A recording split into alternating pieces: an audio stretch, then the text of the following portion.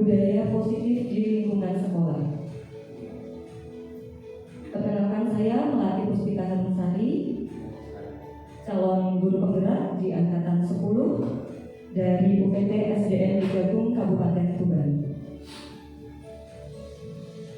Sebelumnya kita membuat kesepakatan kelas dulu ya. Yang pertama, mengikuti setiap kegiatan. Jadi nanti kalau ada kegiatan, saya harap dengan legowo untuk bisa ikut kegiatan, kita bersenang-senang di sini ya.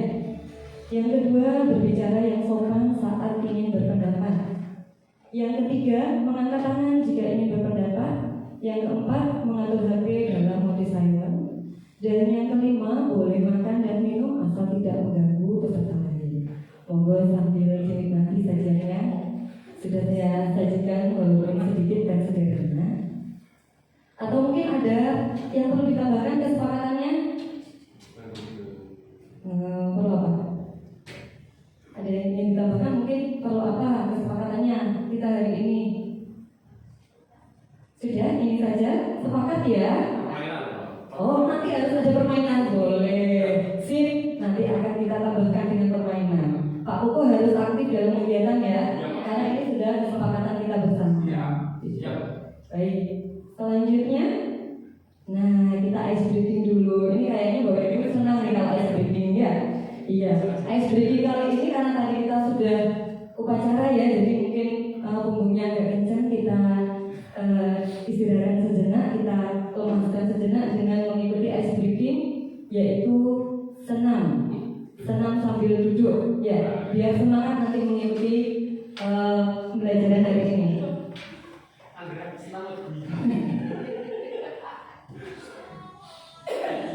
Silakan Bapak Ibu.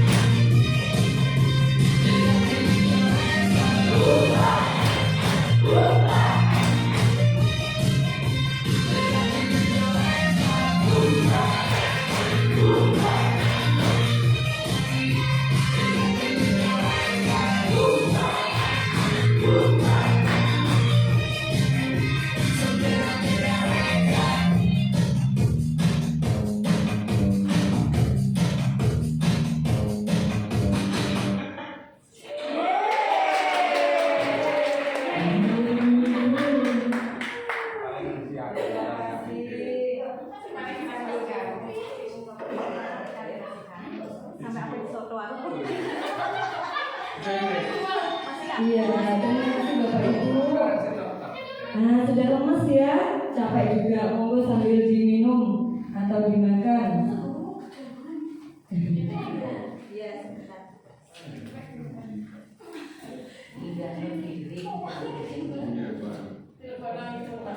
Baik, bernafas sebentar. Sudah lemes ya? Iya, semangat lagi ya, sudah semangat ya ini ya.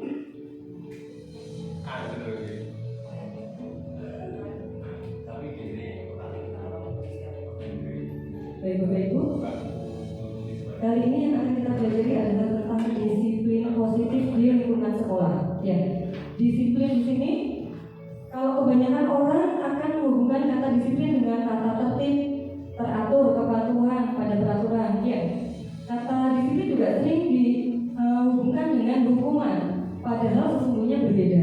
Ya, disiplin itu bukan hukuman, tapi disiplin itu sejenis dengan kebiasaan ya.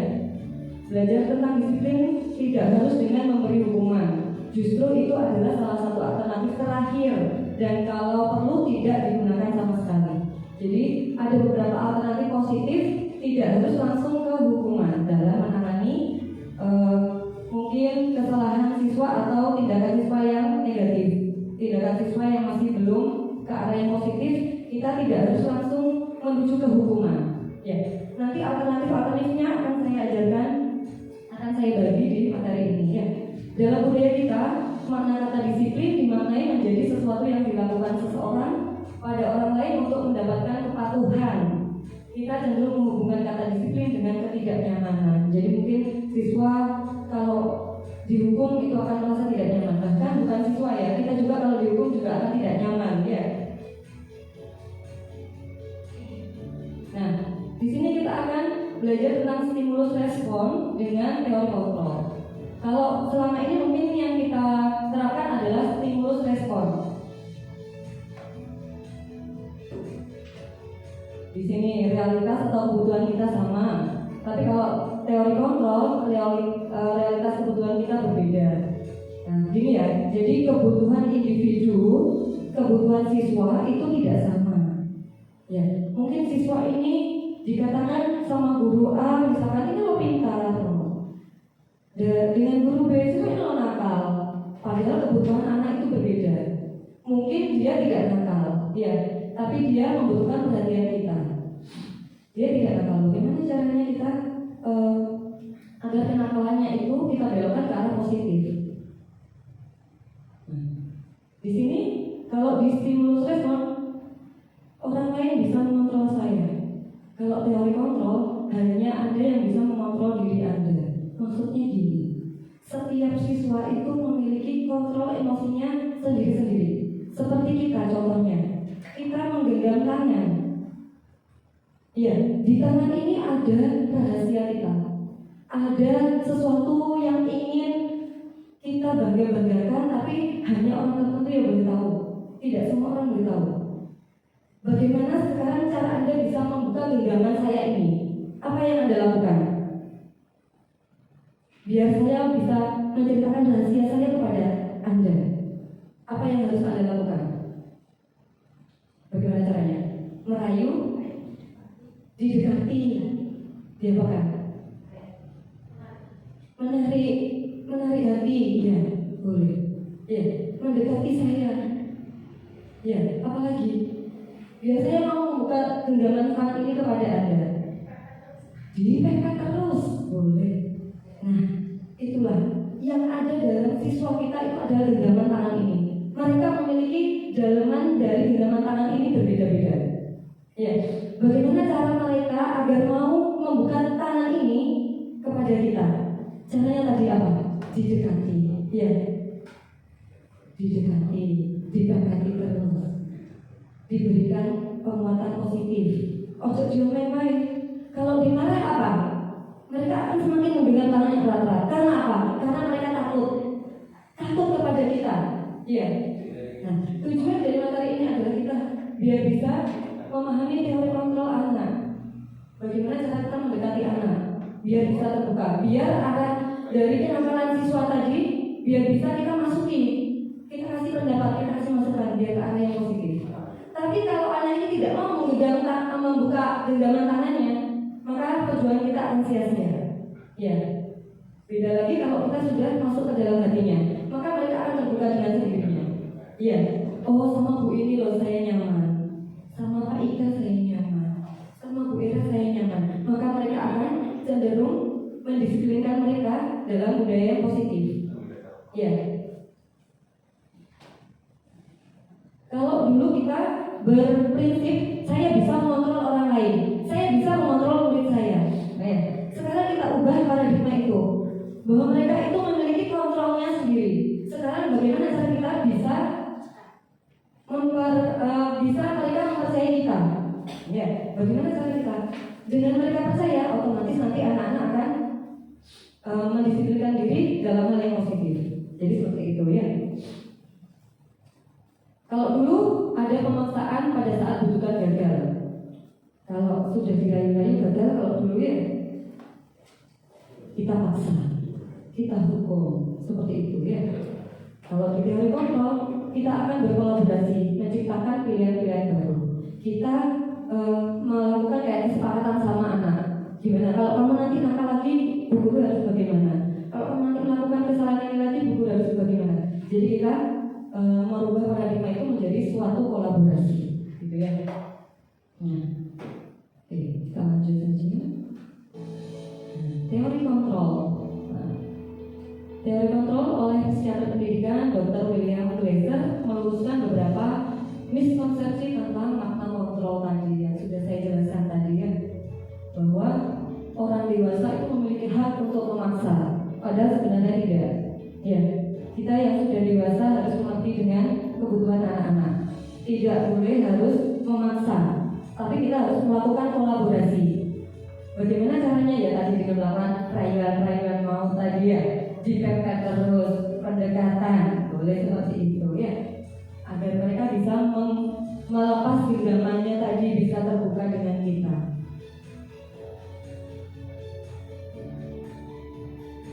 Ini motivasi perilaku manusia adalah untuk menghindari ketidaknyamanan atau hukuman. Ini adalah tingkatan terendah dari motivasi perilaku manusia.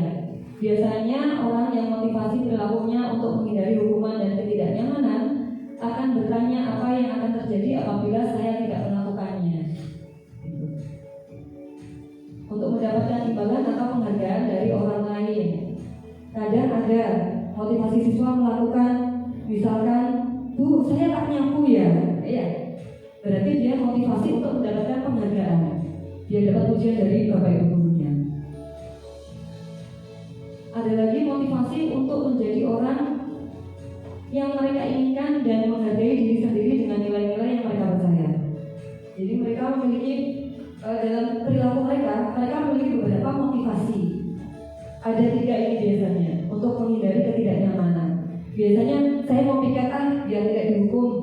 ini sama bu ini, gitu ya. Yang kedua, untuk mendapatkan imbalan atau pujian. Saya mau membantu Bu Ira, nanti dia dipuji, kamu kok pintar sekali. Membantu Bu Irma bersih-bersih ruang tulis, iya pintar, gitu ya. Nah, tapi juga ada perilaku yang memang benar-benar mereka inginkan. Ya, nah sekarang usaha kita adalah bagaimana perilaku-perilaku disiplin positif ini bisa muncul dalam diri mereka tanpa harus kita paksa, gitu ya.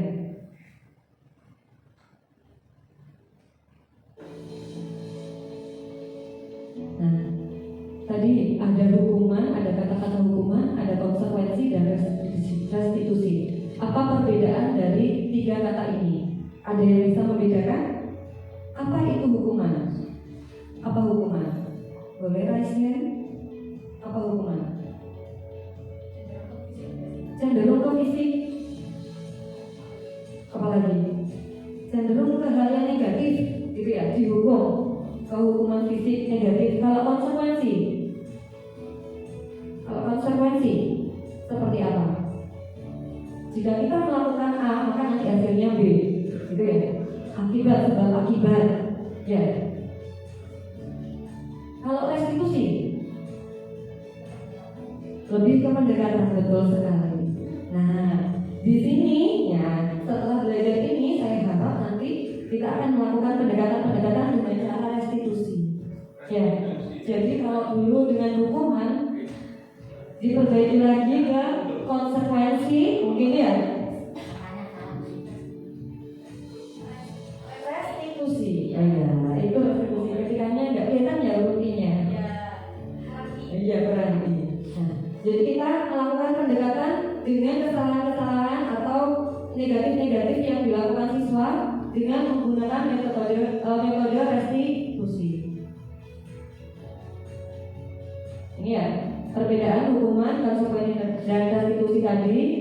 Kalau konsekuensi itu hasil atau akibat dari suatu tindakan yang bersifat positif maupun negatif. Kalau hukuman, dia berupa bentuk konsekuensi negatif.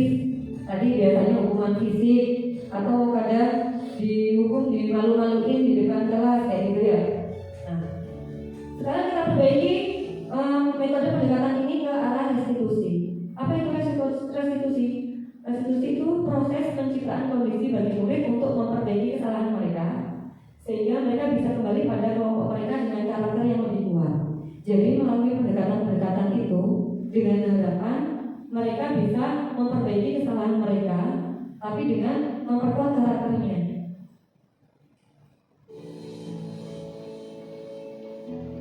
Ini ya, disiplinnya.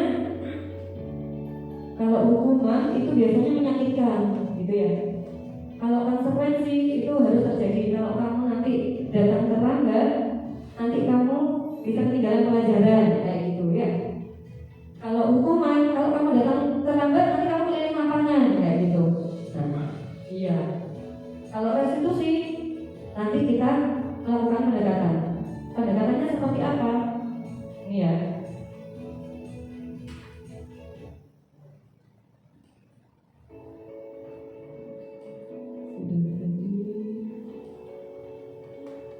Nah ini, kita melakukan tahapan segitiga restitusi. Bagaimana sih? Seperti apa sih tahapan restitusi itu? Jadi seperti ini, ada 3 tahapan dalam segitiga restitusi, yaitu menstabilkan identitas. Jadi kita tanya dulu. Misalkan tadi Saiful habis bertengkar dengan temannya, gitu ya. Kita menstabilkan identitas dulu. Saiful tadi betul habis bertengkar dengan temannya, kayak gitu ya. Distabilkan dulu identitasnya. Mereka didekati. Kemudian validasi tindakan yang salah. Nah, seperti apa contohnya? Ini saya sudah punya contoh penerapan segitiga restitusi. Bisa disimak.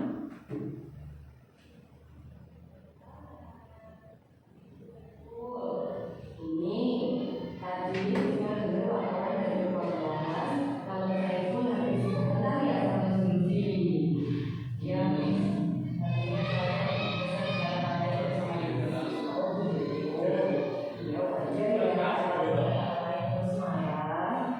pasti semua juga akan marah.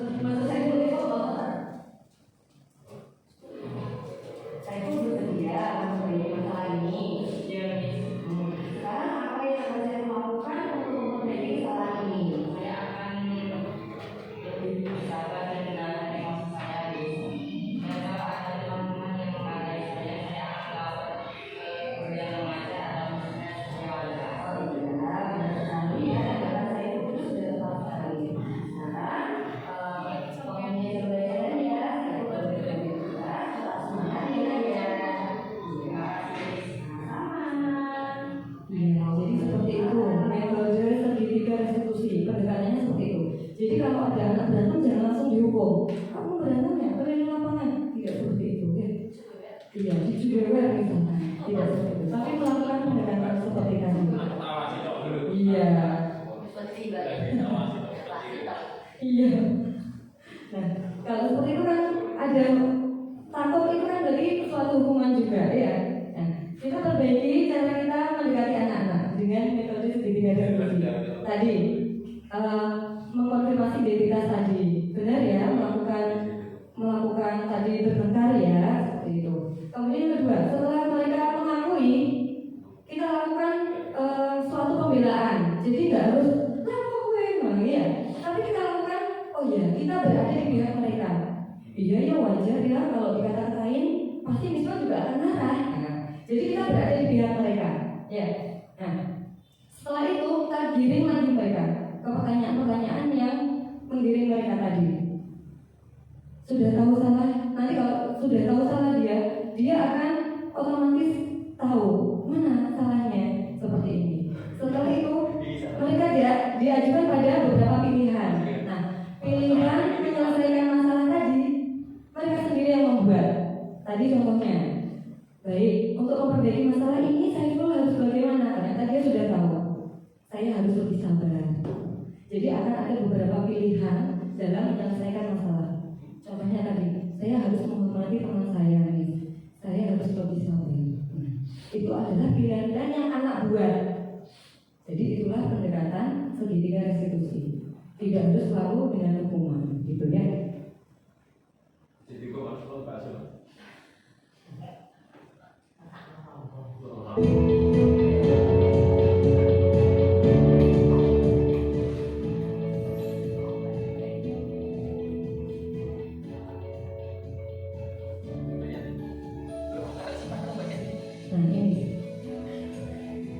Jadi kita juga harus bisa memenuhi kebutuhan dasar manusia, kebutuhan dasar dari siswa-siswi kita. Yang pertama kebutuhan untuk bertahan hidup. Mereka otomatis bertahan hidup ya dengan makan, minum, kayak gitu otomatis kita juga berusaha memenuhi kebutuhan kita seperti itu. Yang kedua cinta dan kasih sayang. Nah, begitu juga dengan murid-murid kita, mereka butuh diberi cinta dan kasih sayang. Juga teman-teman kita ya. Iya, teman-teman di sini juga butuh cinta dan kasih sayang, gitu ya. Nah, mereka juga butuh kebebasan untuk memilih, ya. Iya. Dan kesenangan. Kalau kesenangan, mereka juga tentunya ingin senang ya, belajar dengan senang, belajar tanpa ada ketakutan akan hukuman, seperti itu ya. Nah, kemudian mereka juga cenderung akan memenuhi kebutuhan tentang kekuasaan. Ya, biasanya juga ada seperti itu ya, anak-anak yang sok berkuasa. Nanti tapi akhirnya mereka kalau negatifnya cenderung ke arah membuli seperti itu. Nah, tugas kita adalah mendekati ternyata membuli itu tidak baik, gitu ya. Ini adalah kebutuhan-kebutuhan dasar manusia. Nah, keyakinan kelas. Keyakinan kelas, apa sih keyakinan kelas? Selama ini kalau Bapak Ibu pengajar sudah membuat keyakinan kelas apa belum? Sudah dipraktekkan? Sudah diterapkan? Dipatuhi sama anak-anak? Sudah, alhamdulillah. Iya. Cara membuat keyakinan kelas kayak tadi saya ya, seperti kesepakatan kelas. Nah, jadi di awal pembelajaran kita buat kesepakatan kelas. Kesepakatan kelas. Oh, jangan gitu Bapak. Iya, harus diperbaiki sekarang. Ya, kesepakatan. Iya, boleh. Kalau nakal gitu itu berarti termasuk apa? Hukuman apa konsekuensi? Konsekuensi karena sudah dilakukan kesepakatan di awal. Ya, berarti ada konsekuensi. Berarti dia termasuk konsekuensi yang negatif. Ya, karena kalau didenda kayak gitu. Oh begitu. Iya baik.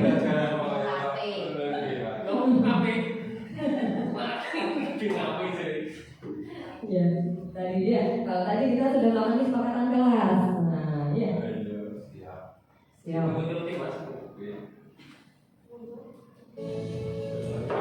Baik, tadi ada yang minta dikasih game permainan gitu ya. Iya, sekarang kita akan game permainan. Masing-masing sudah memiliki pasangan sepertinya. Bu Eri sama Bu Ana harus berpasangan. Sekarang kita tadi kan kesepakatan, iya. Jadi ini Bu Era sama Kak Ika, Kak Eko sama Bu Irma, Bu Yanti sama Bu Lulu, Bu Eri sama Bu Ana. Monggo mendekat. Nah, iya tadi kita dilakukan permainan. Kita sekarang lakukan permainan dulu. Iya, permainannya apa? Perkalian ternyata, ya. Perkalian. Iya. Ayo sekarang semuanya mendekat. Jarinya ada berapa ini? 5. Ada 10. Jari ini berhitungan semua ya. Jadi nanti begitu saya hitungan 1, 2, 3 langsung gini. Jarinya Bu Era misalkan berapa? 3. Pak Ika 2. Maka harus cepat-cepat jawab. Perkalian. Iya. Seperti itu ya. Turunnya ya. Iya. Kita lakukan 5 kali ya. Jadi 5 kali ya. Nanti siapa yang menang?